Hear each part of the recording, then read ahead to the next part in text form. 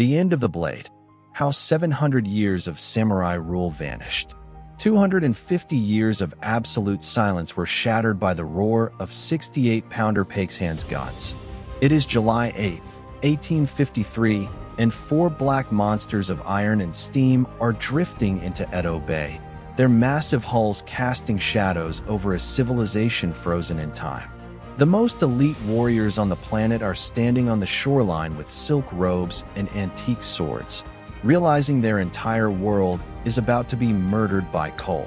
For 7 centuries, the samurai were the law, the soul, and the steel of Japan. But within a single decade, these masters of the blade would be hunted like criminals by their own government. The tradition of the warrior wasn't just fading, it was being systematically ripped out by the roots. This is not a story of progress. It is a story of a sacrifice that stained the soil of Japan crimson. The dragon was waking up, and it was hungry for the blood of its defenders. The Tokugawa shogunate had kept Japan in a box of glass for 2 centuries, a period of isolation so total that leaving the country was a crime punishable by death. In-01 came in. In-01 went out. The samurai had evolved from gritty battlefield killers into a sophisticated bureaucracy of poets and administrators who still carried the razor-sharp symbols of their status. The daisho, the pair of long and short swords. But on that humid July morning, Commodore Matthew Perry of the United States Navy didn't care about their poems.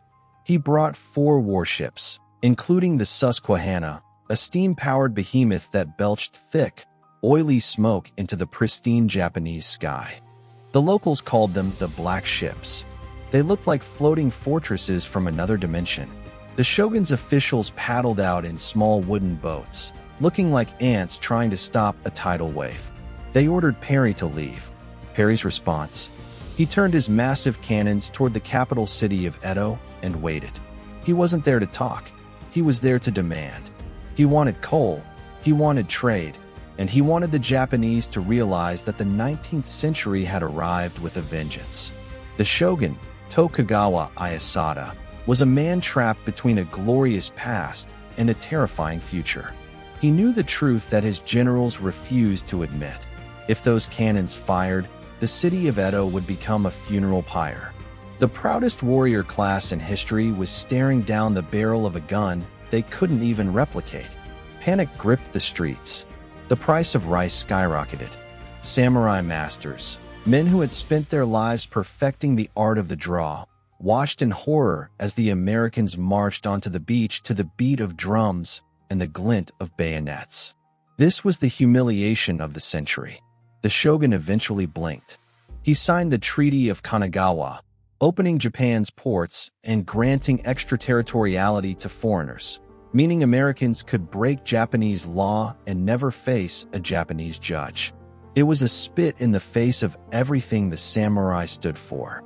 The shogunate, once seen as the invincible shield of the emperor, was now viewed as a coward. A new, radical slogan began to whisper through the tea houses and the dojos, Sono Joy. Revere the emperor, expel the barbarian. Young, hot-blooded samurai from the southern domains of Satsuma and Choshu began to sharpen their blades for a different kind of war. They didn't just want the Americans out, they wanted the shogun gone. The streets of Kyoto, the ancient imperial capital, were about to become a slaughterhouse where the scent of incense was replaced by the metallic tang of fresh blood.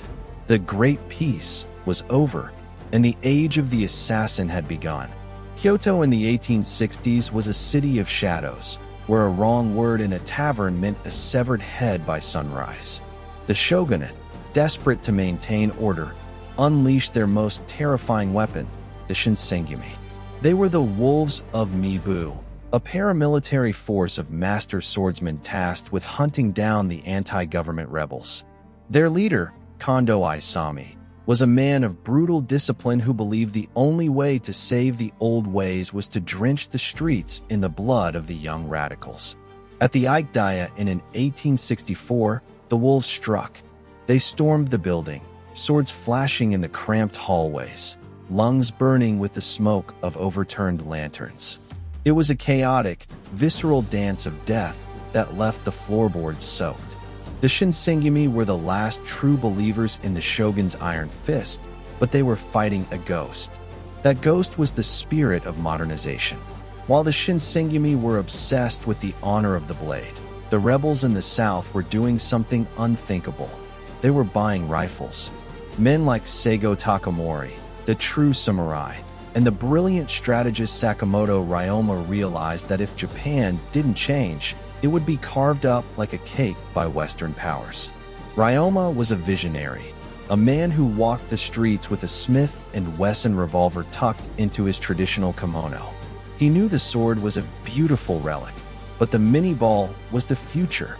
He did the impossible. He brokered a secret alliance between the two most powerful rival domains, Satsuma and Choshu. This Sacho alliance was the death warrant for the Tokugawa shogunate.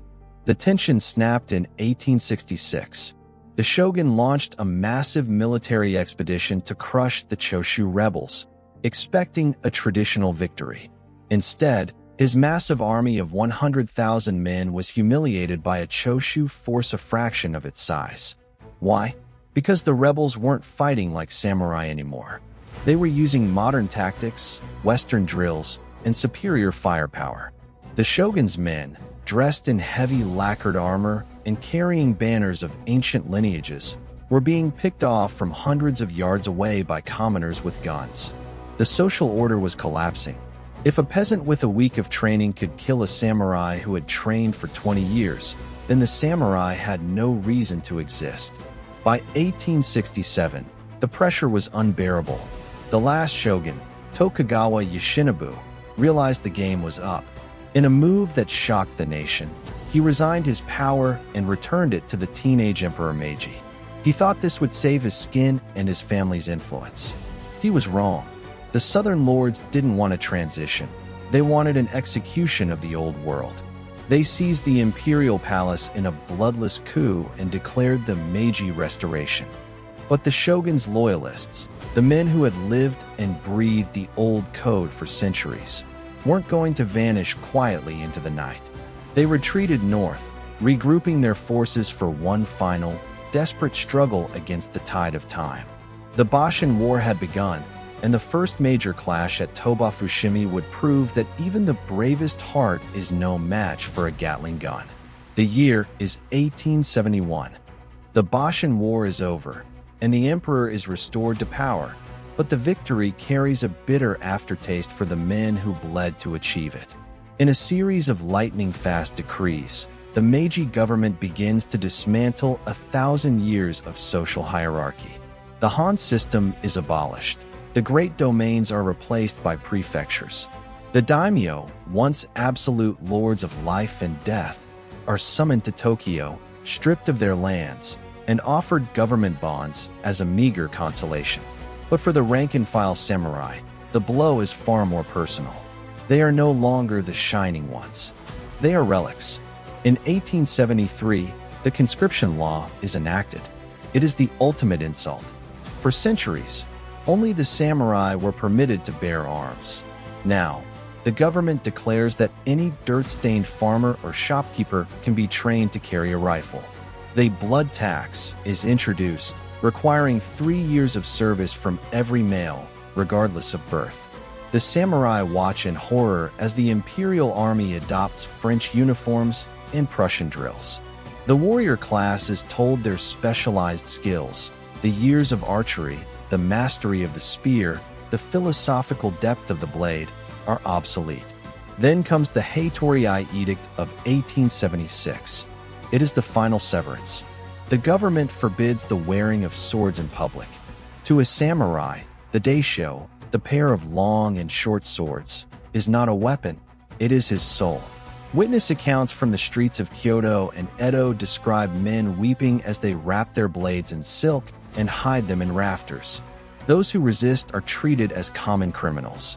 One anonymous samurai wrote in a final poem, "The wind that blows through the pines does not care for the rank of the man beneath them.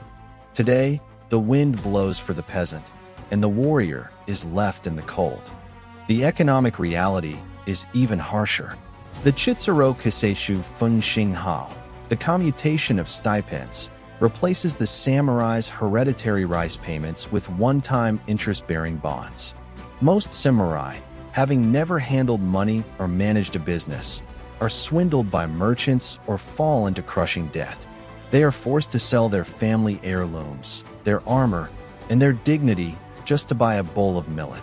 In the shadows of the southern provinces, the resentment begins to boil. The man who led the emperor to his throne, the legendary Seigo Takamori, watches from his home in Kagoshima. He sees his brothers-in-arms reduced to beggars. He sees a government obsessed with Western finery, turning its back on the Japanese spirit. The air in Satsuma grows heavy with the scent of gunpowder and the hushed whispers of rebellion. The students of Seigo's private academies are no longer just practicing calligraphy. They are sharpening their steel for one final, desperate stand against the modern world. Seigo Takamori was the heart of the revolution, but by 1877, he is the government's greatest nightmare. He had resigned in a fury after the Seikenron debate, where his plan to invade Korea to provide the samurai with a purpose was rejected. He retreated to his native Satsuma, founding private schools that became centers of anti-government sentiment. To the Meiji bureaucrats in Tokyo, Kagoshima is a ticking time bomb. They send a ship to seize the gunpowder from the local arsenals, hoping to disarm the hot-headed students. It is a fatal miscalculation. On the night of January 30th, 1877, the students of Seigo's Academy raid the government magazine, reclaiming the powder and arms. They have crossed the Rubicon. Seigo, initially reluctant to lead a civil war he knows he cannot win, is told of the government's attempt to assassinate him. He sighs, looks at his devoted followers, and utters the words that seal the fate of the era: "My body belongs to the emperor, but my soul belongs to the samurai of Satsuma." He dons his old military uniform and marches north with 12,000 men. The target is Kumamoto Castle, a formidable fortress held by the Imperial Army. Seigo's men are a mix of the old and the new, carrying modern rifles but fueled by the fanatical bravado of the medieval bushi. They believe their spirit, their Yamato Damashii, will shatter the peasant army of the emperor. But the Imperial Army has changed. They are led by General Yamagata Aratamo, a man who understands that in the age of industrial warfare, courage is secondary to logistics and firepower. The siege of Kumamoto becomes a grueling, bloody stalemate. For 54 days, the Satsuma rebels throw themselves against the walls. The imperial conscripts, despite the samurai's mockery, hold their ground. They do not flee. They fire their Snider-Enfield rifles with mechanical precision. The samurai realize too late that a farmer behind a stone wall with a rifle is the equal of any swordsman. Rain turns the trenches into a red slurry of mud and bone. When the imperial reinforcements arrive, Seigo is forced to retreat. The rebellion is no longer a march of liberation. It is a funeral procession.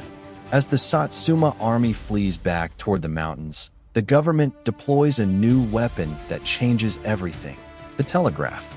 Every move Seigo makes is flashed across wires to Tokyo in seconds. The ghosts of the past are being hunted by the technology of the future, and the circle is closing around the last samurai. September 1877. The rebellion has been decimated.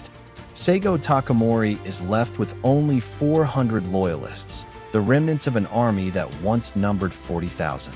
They have fought their way back to Kagoshima and taken a final stand on the heights of Shiroyama, the castle mountain. Below them, 30,000 imperial troops have surrounded the hill. General Yamagata, who once served alongside Seigo, sends a letter pleading with his old friend to surrender. "To die now," Yamagata writes, "is to waste a life that belongs to Japan." Seigo does not reply. He spends his final night playing a game of Go and drinking sake with his officers. At 3:55 a.m. on September 24th, the final assault begins. The Imperial artillery opens a deafening barrage, lighting up the pre-dawn sky with orange flashes. The samurai, many of them having discarded their jammed rifles to rely on the cold steel of their katanas, wait for the smoke to clear. Seigo, wounded in the thigh and stomach by a bullet, realizes the end has come. He turns to his companion, Beppu Shinsuke, and says quietly, "This is the place." He performs a brief ceremony, bows toward the imperial palace in Tokyo, and commits seppuku. Beppu swiftly decapitates him to preserve his honor. The remaining samurai do not surrender. In the ultimate expression of the warrior code, they draw their swords and charge headlong into the line of Gatling guns and repeating rifles. It is not a battle, it is a massacre. The rapid-fire chatter of the Gatling guns mows down the charging warriors in rows, their silk kimonos fluttering like falling cherry blossoms before they hit the dirt. By 6 a.m., every single rebel is dead. The silence that follows is the silence of a new age. When the smoke clears, General Yamagata walks among the bodies. He finds Seigo's head, washed it, and holds it with profound respect. The man he had to kill was the man he most admired. The news of the defeat ripples through Japan. The samurai class is officially extinct. The swords that had ruled Japan for 7 centuries are now museum pieces, and the men who carried them are memories. But as the sun rises over the bloody slopes of Shiroyama, the government realizes that while they have killed the men, they have failed to kill the myth. Seigo Takamori, the rebel, is instantly transformed into a folk hero, a symbol of a lost, pure Japan that sacrificed itself on the altar of progress. The fall of the samurai was more than the end of a military caste. It was the painful birth of a modern nation. In less than 30 years, Japan leapt from the Middle Ages to the Industrial Age, a feat unparalleled in human history. But the cost was the erasure of a 1,000-year-old identity. The Meiji government eventually pardoned Seigo posthumously, erecting a statue of him in Tokyo's Ueno Park, not as a traitor, but as the last samurai. The warrior's code, Bushido, was repackaged and fed to the new imperial army, leading Japan toward a dark militarism that would culminate in the fires of World War II. Today, the image of the samurai survives in cinema and legend, but the reality died in the mud of Shiroyama. We are left with the image of a lone blade, rusted and broken, resting in a field of wildflowers. A reminder that progress always demands a sacrifice, and that sometimes the most beautiful things are those that realize they no longer have a place in the world. If this story moved you, subscribe to Chronicles of History. New documentary every week. Drop a comment. What moment shocked you most? The next video is on screen right now.